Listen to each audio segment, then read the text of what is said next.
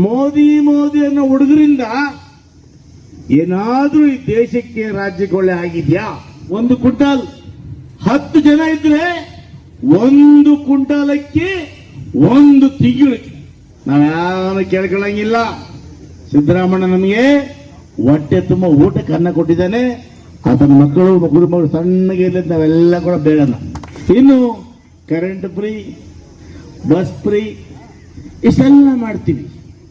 ಆದ್ರೆ 20% ಸುಮ್ಮನೆ ಅಲ್ಲ, ಬೆಲೆಗಳು ಜಾಸ್ತಿ ಮಾಡಕ್ ಬಿಟ್ರು, ಕಾಂಗ್ರೆಸ್ ಅವರು ಜಾಸ್ತಿ ಮಾಡಕ್ ಬಿಟ್ರು ಅಂತ ಹೇಳಿ ಹೋಗ್ತೀನಿ.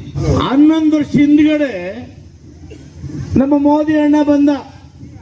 ಮೇರಾ ಬಾಯೋ, ಮೇರಾ ಬೆಹನೋ, मेरा देशवासियों, एक बार मोदी को मौका दे दो, बीजेपी को वोट डाल दो, 15 लाख रुपए अकाउंट में पड़ जाता बोल दिया ना.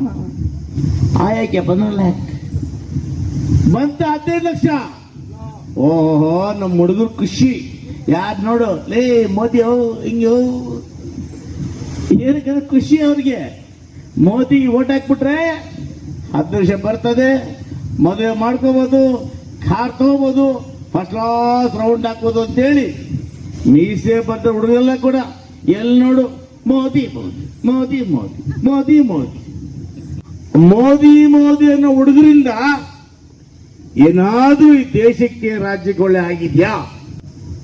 ಆಯ್ತಪ್ಪ, ನೀನಿವತ್ತು ಮೋದಿ ಅಣ್ಣ ಗ್ಯಾಸ್ ಬೆಲೆ ಜಾಸ್ತಿ ಮಾಡಿದೆ, ಪೆಟ್ರೋಲ್ ಬೆಲೆ ಜಾಸ್ತಿ ಮಾಡಿದೆ, ಡೀಸೆಲ್ ಜಾಸ್ತಿ ಮಾಡಿದೆ, ಎಲ್ಲದಕ್ಕೂ GST, cement GST, steel GST, ಬಟ್ಟೆ GST, ಹಾಲ್ ಮೇಲೆ GST, ಮಗನ ತಿನ್ನೋ ಆಹಾರ ಮೇಲೆ GST, ಹಾಕೋ ಬಟ್ಟೆ ಮೇಲೆ GST, ಕಡೆಗೆ ಹೆಣ್ಮಕ್ಳಿರೋ ಬಿಂದಿ ಮೇಲೆ ಕೂಡ GST ಆಗ್ತಲ್ಲಪ್ಪ.